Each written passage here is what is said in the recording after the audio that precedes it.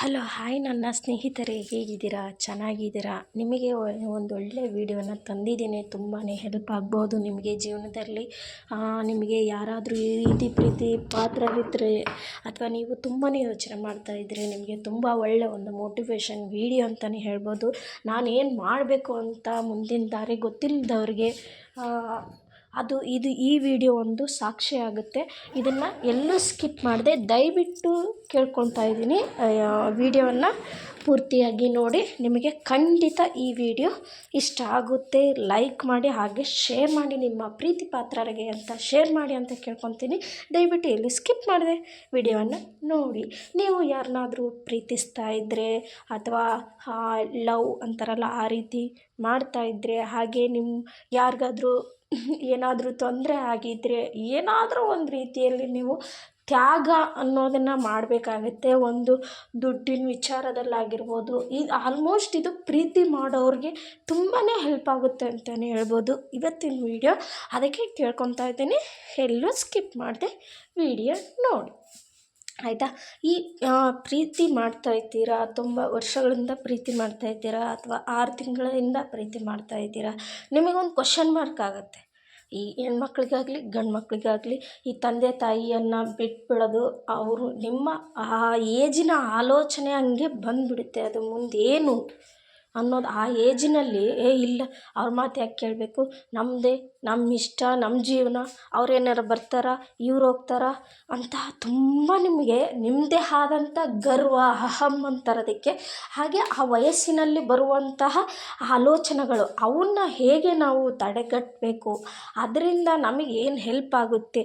ತಂದೆ ತಾಯಿ ಎಷ್ಟೆಲ್ಲ ಕಷ್ಟಪಟ್ಟಿರ್ತಾರೆ, ಅವ್ರಿಗೇನು ನಾವು ಕೊಡ್ತಾಯಿದ್ದೀವಿ, ಅವ್ರಿಗೇನು ಬೆಲೆ ಕೊಡ್ತಾಯಿದ್ದೀವಿ, ಅದನ್ನು ನೀವು ಫಸ್ಟ್ ತಿಳ್ಕೊಳ್ಳಿ. ನೀವೇನೋ ನೀವು ಯಾರನ್ನೋ ನೋಡಿದ ತಕ್ಷಣ ಲವ್ ಆಯಿತು, ಪ್ರೀತಿ ಮಾಡ್ತಾಯಿದ್ದೀರಾ, ನನಗೆ ಅವ್ರನ್ನ ಬಿಟ್ಟು ಇರೋಕ್ಕೆ ಆಗಲ್ಲ, ಹಾಗೆ ಹೀಗೆ ಅಂತ ಇರ್ತೀರ. ಬಟ್ ತಂದೆ ತಾಯಿ ಬಗ್ಗೆ ಸ್ವಲ್ಪನೂ ನೀವು ಯೋಚನೆ ಮಾಡುವುದಿಲ್ಲ.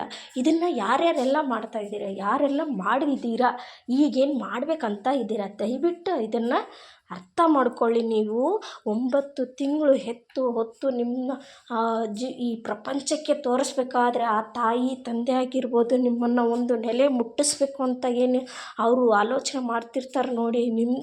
ನಿಮ್ಮ ಕನಸನ್ನು ಅವರು ಹೊತ್ತಿರ್ತಾರೆ. ಇವರು ಈ ರೀತಿನ ಆಗಬೇಕು, ನೀವು ಇಷ್ಟಪಟ್ಟಿದ್ದೆಲ್ಲ ಕೊಡಿಸ್ತಾ ಇರ್ತಾರೆ. ಯಾಕೆ ಒಂದಲ್ಲ ಒಂದು ದಿನ ನನ್ನ ಮಗಳಾಗಲಿ ನನ್ನ ಮಗ ಆಗಲಿ ನಮ್ಮ ವಯಸ್ಸಾದ ಕಾಲಕ್ಕೆ ಇರ್ತಾರೆ. ಅವರು ನಮಗೆ ಏನೋ ಹೆಲ್ಪ್ ಆಗುತ್ತೆ ಅವರಿಂದ.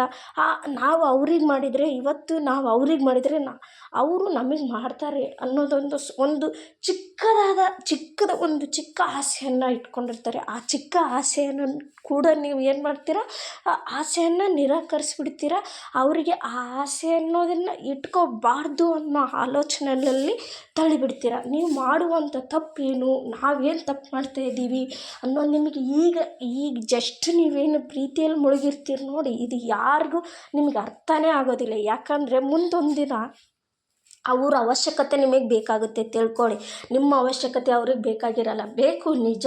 ಆದರೆ ಅವ್ರದ್ದೇ ಆದಂಥ ದಾರಿಯಲ್ಲಿ ಅವರು ಈಗಿನ ಇದರಲ್ಲಿ ಅವ್ರದ್ದೇ ಆದಂಥ ಸೇಫ್ಟಿಯಲ್ಲಿ ಇರ್ತಾರೆ. ಈಗಿನ ಎಲ್ಲ ಟ್ರೆಂಡಿಂಗಲ್ಲಿದೆ, ಏನು ಬೇಕಾದರೂ ಯಾರನ್ನು ಬೇಕಾದರೂ ನೋಡ್ಕೊಳ್ಳೋಕೆ ಕರೆಸ್ಬೋದು. ಆ ರೀತಿ ಕೂಡ ಅವರು ಇರ್ಬೋದು. ಯಾಕೆ, ನೀವು ಆಗಿರ್ತೀರಲ್ವ, ನೀವು ಅವ್ರ ಬಗ್ಗೆನೂ ಯೋಚನೆ ಮಾಡಬೇಕು ಅಥವಾ ನಿಮ್ಮ ಬಗ್ಗೆನೂ ಯೋಚನೆ ಮಾಡಬೇಕು. ನೀವೇನು ಮಾಡ್ತೀರಾ, ಮದುವೆ ಅಂತ ಬಂದಾಗ ತಂದೆ ತಾಯಿ ಮಾತು ಕೇಳಲ್ಲ. ನಿಮ್ಮದೇ ಆದಂತಹ ನನ್ನ ಏಜ್ ಆಗಿದೆ, ನನ್ನದೇ ಆದಂಥ ನಾನು ನಿರ್ಧಾರ ತೊಗೊತೀನಿ, ಆ ರೀತಿ ಆಲೋಚನೆಗಳನ್ನು ಬಿಟ್ಟುಬಿಡಿ. ಯಾವುದು ಒಳ್ಳೆಯದು ಯಾವುದು ಕೆಟ್ಟಿದ್ದು ಅದು ಗೊತ್ತಿರುತ್ತೆ ತಂದೆ ತಾಯಿಗೆ. ಆದರೆ ಕೆಲವೊಂದು ಯಾರ್ದೋ ಫ್ಯಾಮಿಲಿಯಲ್ಲಿ ನಡೆದಿರ್ತವೆ, ತಂದೆ ತಾಯಿ ಮಾಡಿರ್ತಾರೆ, ಮದುವೆ ಮಾಡಿರ್ತಾರೆ, ಅವ್ರದ್ದು ಯಾರ್ದೋ ಫ್ಯಾಮಿಲಿಯಲ್ಲಿ ಹಾಗಾಗಿರುತ್ತೆ. ನಿಮ್ಮ ಜೀವನದಲ್ಲಿ ಹಾಗಾಗಬೇಕಂತ ಏನಿಲ್ವಲ್ಲ, ಒಳ್ಳೆ ನಿರ್ಧಾರ ತೊಗೊಳ್ಬೋದಲ್ಲ. ಅವ್ರ ಮಾತಲ್ಲಿ ನೀವು ತ್ಯಾಗ ಮಾಡಿ. ತ್ಯಾಗದಲ್ಲಿ ಏನಿದೆ, ಪ್ರೀತಿಯನ್ನು ತ್ಯಾಗ ಮಾಡೋದ್ರಲ್ಲಿ ಏನಿದೆ, ನೀವು ತಿಳ್ಕೊಬೇಕಾಗಿರೋದು ಏನು, ಜೀವನ ಪಾಠ ಏನು. ನಾಳೆ ನಿಮ್ಮ ಮಕ್ಕಳು ನಿಮಗೆ ಮಾಡಿದಾಗ ಆ ನೋವು ನಿಮಗೆ ಏನಂತ ಗೊತ್ತಾಗುತ್ತೆ. ಅದನ್ನು ಫಸ್ಟ್ ಅರ್ಥ ಮಾಡ್ಕೊಳ್ಳಿ. ತಂದೆ ತಾಯಿ ಜಾಗದಲ್ಲಿ ನೀವು ನಿಂತು ಯೋಚನೆ ಮಾಡಿ. ತುಂಬ ಕೆಟ್ಟ ಆಲೋಚನೆಗಳಲ್ಲಿ ಮುಳುಗಿಬಿಡ್ತೀರ. ಅವನು ಒಳ್ಳೆಯವನು ಅಥವಾ ಅವನು ಕೆಟ್ಟವನು, ಇವಳು ಒಳ್ಳೆಯವಳು ಇವಳು ಕೆಟ್ಟವಳು ಅನ್ನೋದು ನಿಮಗೆ ತಿಳಿದೇ ಇರೋದಿಲ್ಲ. ಅವ್ರದ್ದು ಏನೋ ಯಾರೋ ಏನೋ ಅಂತ ಗೊತ್ತಿಲ್ಲದೇ ಈಗ ಸೋಷಲ್ ಮೀಡ್ಯಾದಲ್ಲಿ ಹೆಚ್ಚಾಗ್ತಾ ಇದೆ. ಒಟ್ಟು ಮೆಸೇಜ್ ಮಾಡೋದು ಅವ್ರು ಒಳ್ಳೆಯವರು ಅಂತ ಗೊತ್ತಿರಲ್ಲ, ಗುರಿ ಇರಲ್ಲ, ಏನಿರಲ್ಲ. ಅವ್ರು ಯಾವ ಊರು ಅಂತಲೂ ತಿಳ್ಕೊಳ್ಳೋದ್ರೆ ಕೆಲವರು ಆ ರೀತಿ ಕೂಡ ಮಾಡ್ತಾ ಇರ್ತಾರೆ. ದಯವಿಟ್ಟು ಆ ರೀತಿ ಮೋಸಗಳಿಗೆ ತಲೆ ಕೊಡಬೇಡಿ. ದಯವಿಟ್ಟು ನಿಮ್ಮ ನಿಜವಾದ ಪ್ರೀತಿ ಅನ್ನೋದಿದ್ದರೆ ತಂದೆ ತಾಯಿಗೋಸ್ಕರ ನೀವು ತ್ಯಾಗ ಮಾಡೋದರಲ್ಲಿ ಏನೂ ತಪ್ಪಿಲ್ಲ. ನನ್ನ ಅನಿಸಿಕೆ ಪ್ರಕಾರ ದಯವಿಟ್ಟು ಈ ಮಾತನ್ನು ನೆನಪಿನಲ್ಲಿಟ್ಕೊಂಡು ಈ ಜೀವನದಲ್ಲಿ ನೀವೇನು ಮಾಡಬೇಕು, ನೀವು ತ್ಯಾಗ ಮಾಡೋದ್ರಿಂದ ನಿಮಗೇನು ಆ ತಂದೆ ತಾಯಿಗೆ ನಿಮಗೆ ಸ್ವಲ್ಪ ದಿನ ಕಷ್ಟ ಆಗುತ್ತೆ ನಿಜ. ಬಟ್ ಆ ತಂದೆ ತಾಯಿಗೆ ಆಗುವಂಥ ಸ್ವಲ್ಪ ಖುಷಿ ಸಂತೋಷನಾದರೂ ಅವರು ಸಾಯೋ ಕಾಲದಲ್ಲಿ ಸಿಗಬೇಕಂದ್ರೆ ನೀವು ತಂದೆ ತಾಯಿಗೋಸ್ಕರ ತ್ಯಾಗ ಮಾಡೋದರಲ್ಲಿ ಏನೂ ತಪ್ಪಿಲ್ಲ. ಆ ರೀತಿ ತಂದೆ ತಾಯಿಗಳು ನಮ್ಮ ಮಗಳ ಜೀವನ ಹಾಳಾಗಬೇಕು, ನನ್ನ ಮಗನ ಜೀವನ ಹಾಳಾಗಬೇಕು ಅಂತಂದೇಳಿ ಯಾರೂ ಯೋಚನೆ ಮಾಡಲ್ಲ. ಒಳ್ಳೆಯದೇ ಅವರು ಒಳ್ಳೆಯದೇ ಹೇಳ್ತಿರ್ತಾರೆ, ಒಳ್ಳೆಯದೇ ಅವ್ರು ನಿಮ್ಮ ಜೀವನಕ್ಕೆ ಒಳ್ಳೆಯದಾಗಲಿ ಅಂತ ಬಯಸೋದು. ಯಾವ ತಂದೆ ತಾಯಿನೂ ಕೆಟ್ಟದಾಗಲಿ ಅಂತಂದೇಳಿ ಯಾವ ತಂದೆ ತಾಯಿನೂ ಬಯಸೋದಿಲ್ಲ. ಓಕೆ, ಅವ್ರು ನೋಡಿದರು, ಹುಡುಗ ನೋಡಿದರು, ಬಟ್ ನೀವು ತಿಳ್ಕೊಳ್ಳಿ ಅವರಿಂದ ಅವ್ರು ಒಳ್ಳೆಯವರು, ಅವ್ರು ಕೆಟ್ಟವ್ರು, ಆ ರೀತಿ ಏನಾದರೂ ತೊಂದರೆ ಇದೆಯಾ ಅವರಲ್ಲಿ, ಏನಿದೆ ಅನ್ನೋದು ಸ್ವಲ್ಪ ತಿಳ್ಕೊಳೋದ್ರಲ್ಲಿ ಏನೂ ತೊಂದರೆ ಇಲ್ಲ. ಆ ರೀತಿ ಏನಾದರೂ ಇದ್ದರೆ ಇದು ಹೀಗಿದೆ ನಾವು ಮಾಡೋದ್ರಿಂದ ತಪ್ಪಾಗುತ್ತೆ ಅಂತ ತಂದೆ ತಾಯಿಗೆ ಬಿಡಿಸಿ ಹೇಳಿದಾಗ ಅವರು ತಿಳ್ಕೊತಾರೆ. ಹಾಗೆ ನೀವು ಪ್ರೀತಿ ಮಾಡ್ತಾ ಇದ್ದೀರಾ ಅಂದರೆ ತಂದೆ ತಾಯಿನ ಒಪ್ಪಿಸಿ. ಅವ್ರು ಒಪ್ಪಲಿಲ್ಲ, ತ್ಯಾಗ ಮಾಡೋದ್ರಲ್ಲಿ ಏನೂ ತಪ್ಪಿಲ್ಲ. ನಿಮ್ಮ ತ್ಯಾಗನೇ ನಿಮಗೆ ಒಂದಿನ ಒಂದು ಒಳ್ಳೇದಾಗ್ಬೋದು. ಆ ತ್ಯಾಗದಿಂದ ಅವ್ರಿಗೂ ಖುಷಿ, ನಿಮಗೂ ಖುಷಿ. ನನ್ನ ತಂದೆ ತಾಯಿ ನಾನು ಮೋಸ ಮಾಡಲಿಲ್ಲ, ನಮ್ಮವ್ರಿಗೆ ನಾನು ಮೋಸ ಮಾಡಿಲ್ಲ. ಫಸ್ಟ್ ಫ್ಯಾಮಿಲಿಗೆ ಬೆಲೆ ಕೊಡಿ, ಆಮೇಲೆ ಇನ್ನು ಮತ್ತೊಂದು. ನೀವು ಫ್ಯಾಮಿಲಿಗೆ ಬೆಲೆ ಕೊಡ್ತಾ ಇದ್ದರೆ ಮತ್ತು ನಿಮಗೆ ಇನ್ಯಾರೂ ಬೆಲೆನೂ ಕೊಡೋದಿಲ್ಲ, ಏನೂ ಮಾಡೋದಿಲ್ಲ. ನಾಳೆ ನಿಮ್ಮ ಮಕ್ಕಳು ಬೆಲೆ ಕೊಡೋದಿಲ್ಲ. ಅದೇ ಕರ್ಮ ರಿಟರ್ನ್ಸ್ ಅಂತಾರಲ್ಲ, ಆ ರೀತಿ ನಿಮ್ಮ ಕರ್ಮವನ್ನು ನೀವೇ ಮುಂದೆ ಅನುಭವಿಸ್ಬೇಕಾಗುತ್ತೆ. ತಂದೆ ತಾಯಿ ಬಿಟ್ಟು ನೀವೇನು ಮಾಡೋಕ್ಕಾಗಲ್ಲ. ಒಂದಲ್ಲ ಒಂದು ದಿನ ಅವ್ರ ಆಸರೆ ಬೇಕು ಅನ್ನೋ ಆಸೆ ಕೂಡ ನಿಮ್ಮಲ್ಲಿ ತುಂಬಾ ಬಂದುಬಿಡುತ್ತೆ. ಒಂದು ಟೈಮಲ್ಲಿ ಬೇಕೇ ಬೇಕಾಗುತ್ತೆ. ಅದು ಹೆಣ್ಮಕ್ಳಿಗಂತೂ ತುಂಬಾ ಬೇಕಾಗುತ್ತೆ. ಅದನ್ನು ಮುಂದೆ ಆಲೋಚನೆ ಮಾಡಿ ಮಾತಾಡ್ತಾ ನಿಮಗೆ ಅದರಲ್ಲಿ ನಮ್ಮ ಮನಸ್ಸಲ್ಲಿ ಒಂದು ಆಲೋಚನೆಗಳು ಬರ್ತಾ ಇರ್ತವೆ.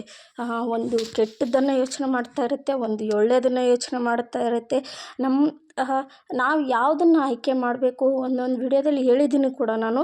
ನಾವು ಒಳ್ಳೆಯದನ್ನು ಆಯ್ಕೆ ಮಾಡ್ಕೋಬೇಕು, ಕೆಟ್ಟದ್ದನ್ನು ಆಯ್ಕೆ ಮಾಡ್ಕೋಬಾರ್ದು. ಅವ್ರ ತಂದೆ ಎತ್ಬಿಟ್ರೆ ಅವ್ರ ಮಾತು ಕೇಳಬೇಕಾ, ಅವ್ರ ಮಾತು ಬಿಡಬೇಕಾ? ಬೇಡ ರೀ, ಆ ರೀತಿ ಮಾಡೋಕ್ಕೆ ಹೋಗಬೇಡಿ. ಯಾಕಂದರೆ ಒಂದಲ್ಲ ಒಂದು ದಿನ ನಿಮಗೇನಾಗುತ್ತೆ, ಅವರು ಮಾಡುವಂಥ ನಿಮಗೆ ತ್ಯಾಗಗಳು ಒಂದೊಂದು ಸಲ ಅವರೇ ನಿಮಗೆ ತ್ಯಾಗ ಮಾಡಿಬಿಡ್ತಾರೆ. ಅವ್ರ ಆಸೆಗಳನ್ನು ಕಟ್ಟಿಟ್ಬಿಟ್ಟು ಏನು ಕಷ್ಟ ಅಂತಲೂ ನೋಡಲ್ಲ, ಇದೇ ಐತೆ ಅಂತಲೂ ನೋಡಲ್ಲ. ನೀವು ಕೇಳಿದಾಗೆಲ್ಲ ಎಲ್ಲಿಂದ ತರ್ತಾರೆ, ಹೇಗೆ ತರ್ತಾರೆ? ಅಷ್ಟೆಲ್ಲ ಕಷ್ಟಪಟ್ಟು ನಿಮ್ಮನ್ನು ಬೆಳೆಸಿರ್ತಾರೆ.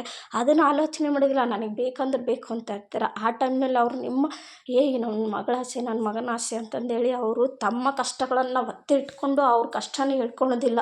ಅಷ್ಟೆಲ್ಲ ಅವ್ರು ನಿಮ್ಗೆ ತ್ಯಾಗ ಮಾಡಿರ್ತಾರೆ. ನೀವು ಒಂದು ವಿಷಯದಲ್ಲಿ ತ್ಯಾಗ ಮಾಡಲಿಲ್ಲ ಅಂದರೆ ನೀವು ಮಕ್ಕಳಾಗಿ ಸಾರ್ಥಕತೆ ಏನಿದೆ ಅದನ್ನು ಆಲೋಚನೆ ಮಾಡಿ ತ್ಯಾಗ ಮಾಡಿ. ಆ ಪ್ರೀತಿ ನಿಜ ಆಗಿದ್ದರೆ, ಆ ಪ್ರೀತಿ ನಿಮಗೆ ನಿಜ ಅನಿಸಿದರೆ, ನೀವು ನಿಜವಾಗ್ಲೂ ಪ್ರೀತಿ ಮಾಡ್ತಾಯಿದ್ರೆ ಈ ರೀತಿ ತ್ಯಾಗ ಮಾಡೋದ್ರಲ್ಲಿ ಏನು ತಪ್ಪಿಲ್ಲ ಅಂತ ನಾನು ಹೇಳ್ತೀನಿ. ಇವತ್ತಿಂದು ನಿಮಗೆ ನಾನು ಹೇಳಿರುವಂಥದ್ದು ಎಷ್ಟು ಸತ್ಯ ಇದೆ, ಎಷ್ಟು ಸುಳ್ಳಿದೆ ಅಂತ ನನಗೆ ಗೊತ್ತಿಲ್ಲ. ಬಟ್ ನನಗೇನು ಅನ್ನಿಸ್ತಾ ಇದೆಯೋ, ಹೇಗಿದೆ ಅನ್ನೋದ್ರ ಬಗ್ಗೆ ನಾನು ಅಷ್ಟೇ ತಿಳಿಸಿದ್ದೀನಿ.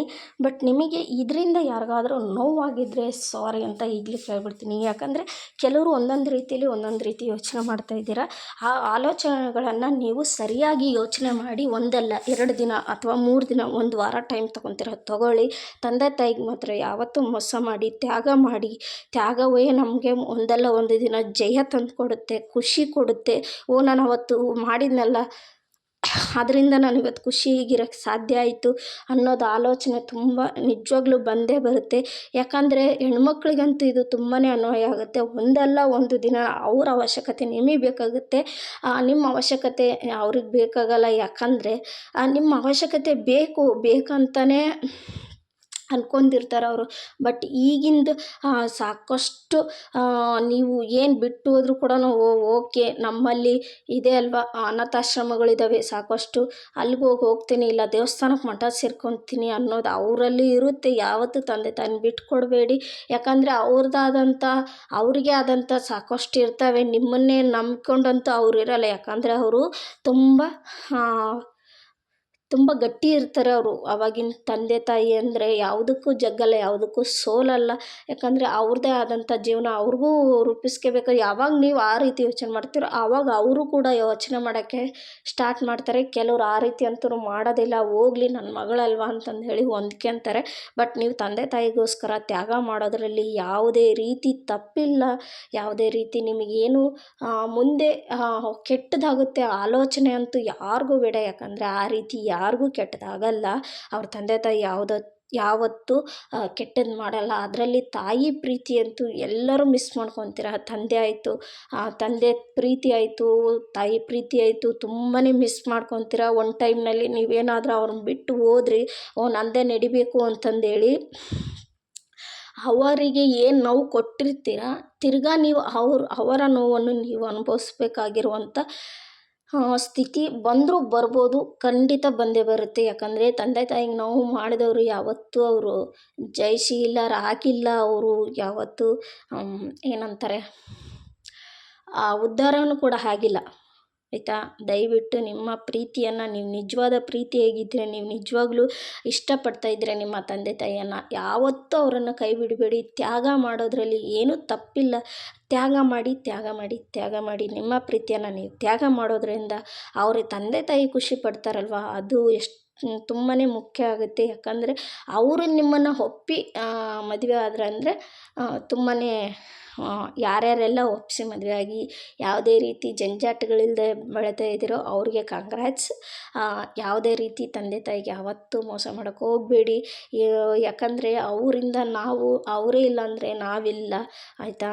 ದಯವಿಟ್ಟು ಈ ರೀತಿ ನನ್ನ ಮಾತುಗಳು ನಿಮಗೆ ಎಷ್ಟು ನಿಜ ಆಗಿದೆ ಜೀವನದಲ್ಲಿ ಅಂತ ಕಮೆಂಟ್ ಮಾಡಿ. ಪ್ರೀತಿ ಅನ್ನೋದು ಅದು ಒಂದು ಏನಂತಾರೆ, ಅದು ಎಲ್ರಿಗೂ ಬರುತ್ತೆ. ಅದನ್ನು ನಾವು ಉಳಿಸ್ಕೊಳ್ಳೋದಾಗಿರ್ಬೋದು. ನಾವು ತಂದೆ ತಾಯಿಯಲ್ಲೂ ಪ್ರೀತಿ ನೋಡ್ತೀವಿ, ಒಬ್ಬ ಹುಡುಗ ಹುಡುಗಿಯಲ್ಲೂ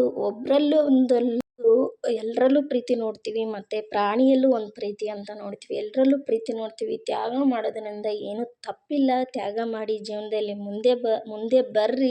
ನಿಮಗೆ ಆ ತ್ಯಾಗ ಮಾಡಿದ್ದಕ್ಕೂ ನಿಮಗೆ ಸಾರ್ಥಕ ಅನ್ನಿಸ್ಬೇಕು. ನಿಜವಾದ ಪ್ರೀತಿ ಆದರೆ ಅವ್ರನ್ನ ಒಪ್ಪಲಿಲ್ಲ, ನೀವು ತ್ಯಾಗ ಮಾಡೋದ್ರಿಂದ ಏನೂ ತಪ್ಪಿಲ್ಲ ಅಂತ ಹೇಳ್ಕೊಂಡು ಇವತ್ತಿನ ವಿಡಿಯೋ ನಾನು ಇಲ್ಲಿಗೆ ಟಾಪಿಕನ್ನು ಮುಗಿಸ್ತಾ ಇದ್ದೀನಿ. ಯಾರ್ಯಾರೆಲ್ಲ ನನ್ನ ವಿಡಿಯೋ ಪೂರ್ತಿ ನೋಡಿದವರಿಗೆ ಧನ್ಯವಾದಗಳು. ಹಿಂಗೆ ಸಪೋರ್ಟ್ ಮಾಡ್ತಾಯಿರಿ ನಮ್ಮ ಚಾನಲ್ನ. ನಿಮಗೆ ಯಾವ ರೀತಿ ವಿಡಿಯೋ ಬೇಕು, ನನ್ನಿಂದ ನಿಮಗೆ ಯಾವ ರೀತಿ ಮೋಟಿವೇಶನ್ ಆಗುತ್ತೆ ಅನ್ನೋದ್ರ ಬಗ್ಗೆ ನನಗೆ ಖಂಡಿತ ಕಮೆಂಟ್ ಮಾಡಿ ತಿಳಿಸಿ. ನೀವು ಹೇಳುವಂಥ ವಿಡಿಯೋನೇ ನಾನು ವಿಡಿಯೋಸ್ ಹಾಕ್ತೀನಿ ಅಂತ ಹೇಳ್ತಾ ಇವತ್ತಿನ ವಿಡಿಯೋ ಮುಗಿಸ್ತಾ ಇದ್ದೀನಿ. ಟೇಕ್ ಕೇರ್, ಬಾಯ್ ಬಾಯ್. ಮುಂದಿನ ವಿಡಿಯೋದಲ್ಲಿ ಮತ್ತೆ ಸಿಗೋಣ.